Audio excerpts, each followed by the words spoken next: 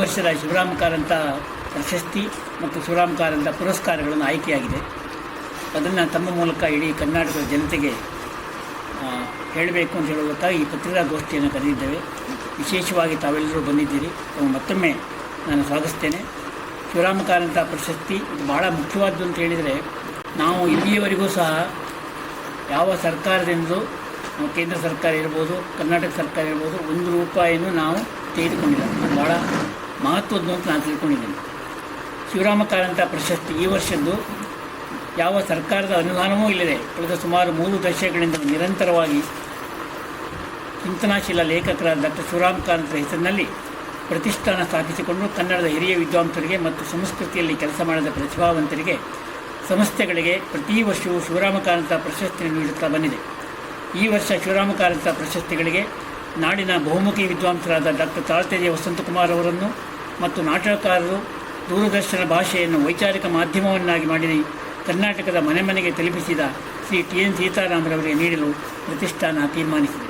ಒಂದು ಡಾಕ್ಟರ್ ತಾಳ್ತೇಜೆ ವಸಂತಕುಮಾರ್ ಅವರು ಪುತ್ತೂರಿನಲ್ಲಿ ಬೆಳ್ತಂಗಡಿಯಲ್ಲಿ ಇರೋರು. ಅವರು ಪುತ್ತೂರು ಸೆಂಟ್ ಫಿಲೋಮಿನಾ ಕಾಲೇಜಿನಲ್ಲಿ ಕನ್ನಡ ಪ್ರೊಫೆಸರ್ ಆಗಿದ್ದರು. ಕೊನೆಗೆ ಬಾಂಬೆ ಯೂನಿವರ್ಸಿಟಿಯಲ್ಲಿ ಅವರು ಕನ್ನಡದ ಮುಖ್ಯಸ್ಥರಾಗಿದ್ದರು. Post graduate ಸೆಂಟರಲ್ಲಿ ಮುಖ್ಯಸ್ಥರಾಗಿದ್ದರು. ಈಗ ಬೆಳ್ತಂಗಡಿಯಲ್ಲಿ ವಾಸ ಮಾಡ್ತಾ ಇದ್ದಾರೆ. ಅವರು ತುಂಬ ವಿಮರ್ಶಕರಾಗಿ ಭಾಳ ನಾಡಿನ ವಿದ್ವಾಂಸರಲ್ಲಿ ಒಬ್ಬರು. TN ಸೀತಾರಾಮರವರು ನಿಮಗೆಲ್ಲ ಬಹುಮುಖವಾಗಿ ಗೊತ್ತಿರುವಂತೆ ಹೇಗೆ ಒಂದು TV ಮಾಧ್ಯಮವನ್ನು ಮನೆ ಮನೆಗೆ ತಲುಪಿಸಿ ಒಂದು ಸಾಮಾಜಿಕ ಎಚ್ಚರವನ್ನು ಅವರು ತಂದುಕೊಟ್ರು. ಅದಕ್ಕಾಗಿ ಅವರು ಖ್ಯಾತರಾಗಿದ್ದಾರೆ. ಇವರೆರಡನ್ನ ಕೊಡುಗೆಯನ್ನು ಗಮನಿಸಿ ಈ ವರ್ಷ ಆಯ್ಕೆ ಸಮಿತಿ ಶಿವರಾಮ ಕಾರಂತ ಪ್ರಶಸ್ತಿಯನ್ನು ಇಬ್ಬರಿಗೆ ನೀಡಲು ತೀರ್ಮಾನಿಸಿದೆ.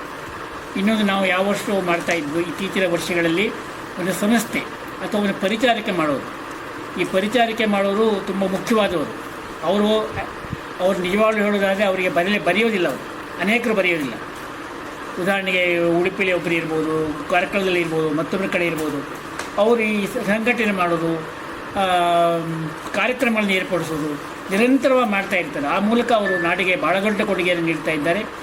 ಅದನ್ನು ನಾಡುಡಿಗಾಗಿ ನಿಸ್ವಾರ್ಥೆಯಿಂದ ಸಾಹಿತಿ, ಶಿಕ್ಷಣ, ಸಂಸ್ಕೃತಿಯ ಪರಿಚಾರಿಕೆ ಮಾಡುತ್ತಾ ಬಂದಿರುವ ಈ ವರ್ಷ ಮೂಡುಬಿದಿರೆ ಸಮಾಜ ಮಂದಿರ ಸಭಾಕ್ಕೆ ಈ ವರ್ಷ ಶಿವರಾಮ ಕಾರಂತ ಪ್ರಶಸ್ತಿಯನ್ನು ನೀಡುತ್ತಿರುವುದಾಗಿ ಮಾಧ್ಯಮದಲ್ಲಿ ನಾವು ಹೇಳ್ತಾ ಇದ್ದೇವೆ. ಸಮಾಜ ಮಂದಿರ ಸಭಾದಷ್ಟು ಅದೊಂದು ದೊಡ್ಡ ಪುಣ್ಯದ ಸ್ಥಳ. ಅದು ಮಹಾವೀರ ಕಾಲೇಜು ಹುಟ್ಟಿದ್ದು ಅಲ್ಲೇ, ಆಳ್ವಾಸಿರ ನರ್ಸಿಂಗ್ ಕಾಲೇಜು ಹುಟ್ಟಿದ್ದು ಅಲ್ಲೇ. ಅನೇಕ ಸಂಘ ಸಂಸ್ಥೆಗಳಿಗೆ ಆ ಕಾಲದಲ್ಲಿ ಭಾಳ ದೊಡ್ಡ ಪುಣ್ಯದ ಕಟ್ಟಡ ಅಂತೇಳಿ ನಾವು ಭಾವಿಸಿದ್ದೇವೆ. ಅದಕ್ಕಾಗಿ ನಾವು ಅವರಿಗೆ ಶಿವರಾಮ ಕಾರಂತ ಪ್ರಶಸ್ತಿಯನ್ನು ಕೊಟ್ಟಿದ್ದೇವೆ. ಹಿಂದಿನ ಸರ್ತಿ ನಾವು ಮಂಡ್ಯ ಕರ್ನಾಟಕ ಸಂಘ ಕೊಟ್ಟಿದ್ದು, ಆಮೇಲೆ ಬೇರೆ ಬೇರೆ ಸಂಘಗಳಿಗೆ ಕೊಟ್ಟಿದ್ದೆವು.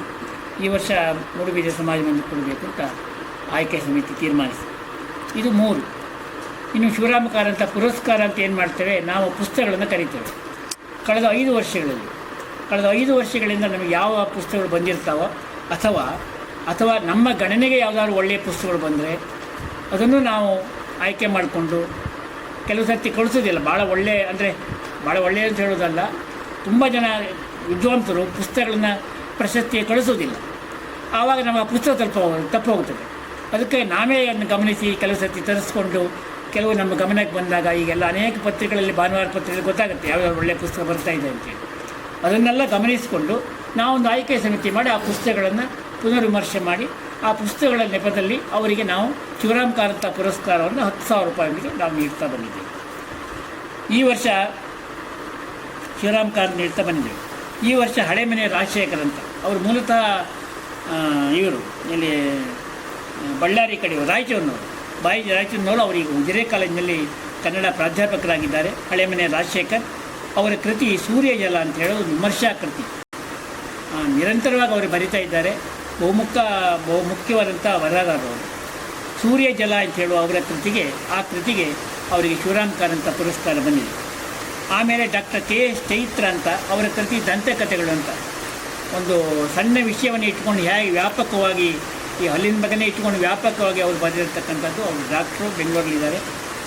ಅವರ ಕೃತಿಗೆ ಬಂದಿದೆ. ಮತ್ತೊಬ್ಬರು ಡಾಕ್ಟರ್ ಕಾವ್ಯಂ ಶ್ರೀನಿವಾಸ ಮೂರ್ತಿ ಅಂತ, ಅವರಂತೂ ಕನ್ನಡದ ಚಿಂತನ ಅಂತೇಳಿ ಅವರು ಅನೇಕ ಸಂಪುಟಗಳನ್ನು ತಂದಿದ್ದಾರೆ.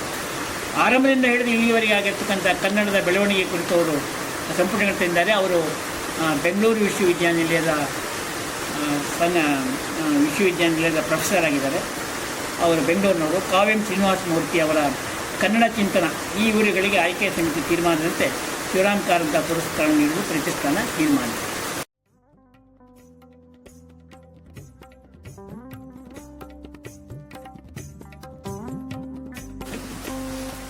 ಸಾಮಾನ್ಯ ನೋಡಿ, ನನಗೆ ಅದರ ಬಗ್ಗೆ ಸಾಕಷ್ಟು ಜಿಜ್ಞಾಸೆಗಳಿದ್ದಾರೆ. ತೀರ್ಪುಗಾರನು ಹೇಳಿಕೊಳ್ಳಿ ಏನಾಗುತ್ತೆ, ಅವನ ಮೇಲೆ ಸಣ್ಣ ಒಳ್ಳೆಯ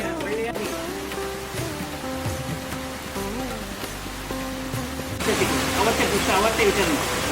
ಯಾವತ್ತು ನಾವು ಕಾರ್ಯಕ್ರಮ ಯೋಜಿಸ್ತೇವೆ ಅವತ್ತೇ ವಿದ್ಯಾರ್ಥಿಗಳನ್ನು